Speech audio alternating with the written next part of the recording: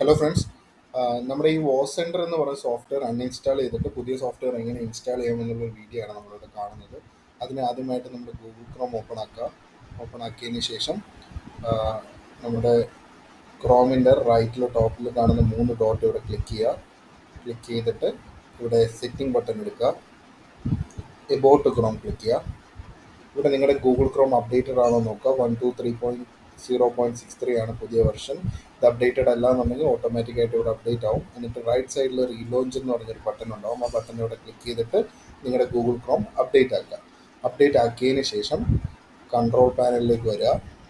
അതായത് ഈ search button click ചെയ്തിട്ട് ഇവിടെ കൺട്രോൾ പാനൽ എന്ന് സെർച്ച് ചെയ്യുക. ഓപ്പൺ ചെയ്യുക. അൺഇൻസ്റ്റാൾ കൊടുക്കുക.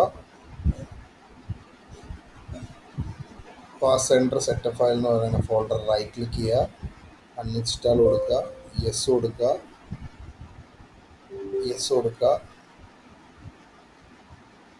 ഇവിടെ നമ്മുടെ പഴയ സോഫ്റ്റ്വെയർ അൺഇൻസ്റ്റാൾ ആയിട്ടുണ്ട്. ഇനി നമ്മൾ ചെയ്യേണ്ടതെന്ന് വെച്ച് കഴിഞ്ഞാൽ നമ്മുടെ പുതിയ ഫയൽ ഇൻസ്റ്റാൾ ചെയ്യുകയാണ്. അതിന് നിങ്ങൾക്ക് തന്നിരിക്കുന്ന ആ ലിങ്കിൽ ക്ലിക്ക് ചെയ്യുക.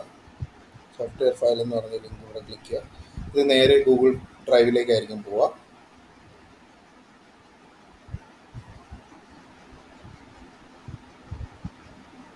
ഡൗൺലോഡ് കൊടുക്കുക.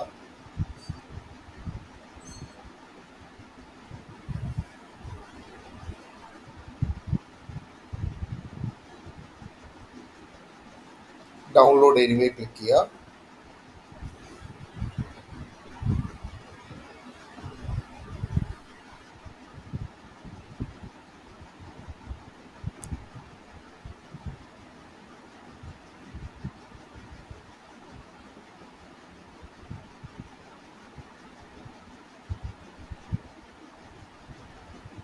നമുക്ക് വേണ്ട ഏതെങ്കിലും ഒരു ഫോൾഡറിലേക്ക് ഇത് സെലക്ട് ചെയ്തിട്ട് സേവ് കൊടുക്കുക.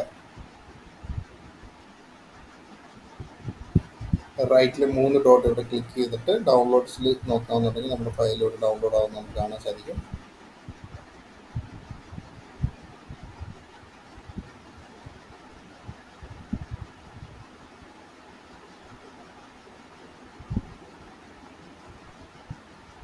നമ്മുടെ സോഫ്റ്റ്വെയർ ഇവിടെ ഡൗൺലോഡ് ആയിട്ടുണ്ട്. ഈ സാപ്പിൻ സ്റ്റാറ്റ് പ്രോ സെറ്റപ്പ് ഫയൽ എന്ന് പറഞ്ഞ ഫയലിൽ നമ്മൾ ഡബിൾ ക്ലിക്ക് ചെയ്യുക. മോർ ഇൻഫോ കൊടുക്കുക. റൺ എനിവേ ക്ലിക്ക് ചെയ്യുക. നെക്സ്റ്റ് കൊടുക്കുക. എഗെയിൻ നെക്സ്റ്റ് കൊടുക്കുക. നെക്സ്റ്റ് കൊടുക്കുക. ഇവിടെ യെസ് കൊടുക്കുക. നമ്മുടെ സോഫ്റ്റ്വെയർ ഇവിടെ ഇൻസ്റ്റാൾ ആയിട്ടുണ്ട്. ക്ലോസ് കൊടുക്കുക. നമ്മുടെ ഈ ഗൂഗിൾ ക്രോമിൻ്റെ ടാബിന് മിനിമൈസ് ചെയ്യുക. മിനിമൈസ് ചെയ്തതിന് ശേഷം സാപ്പിൻ സ്റ്റാറ്റ് പ്രോ എന്ന് പറഞ്ഞ ഫയൽ ഇവിടെ നമുക്ക് കാണാൻ പറ്റും. ഇത് ഡബിൾ ക്ലിക്ക് ചെയ്യുക.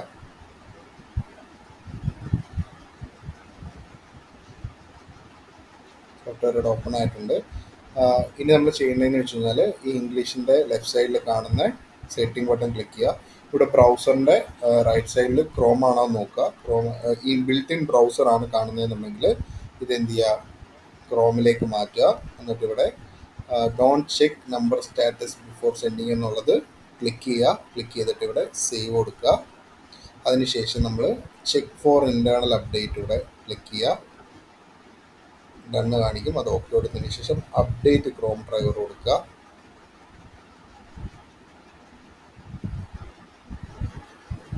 കുറച്ച് ടൈം എടുക്കും ഇതൊന്ന് അപ്ഡേറ്റ് ആവാൻ വേണ്ടിയിട്ട്.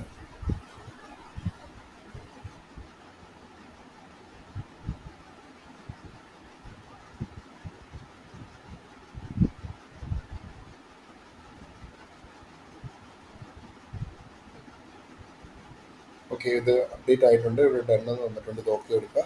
ഇപ്പോൾ നിങ്ങളുടെ സോഫ്റ്റ്വെയറിൻ്റെ എല്ലാ ഇഷ്യൂസും സോൾവ് ആയിട്ട് നിങ്ങൾക്ക് ഇത് ആക്റ്റീവായിട്ട് യൂസ് ചെയ്യാൻ പറ്റുന്നതായിരിക്കും. Thank you.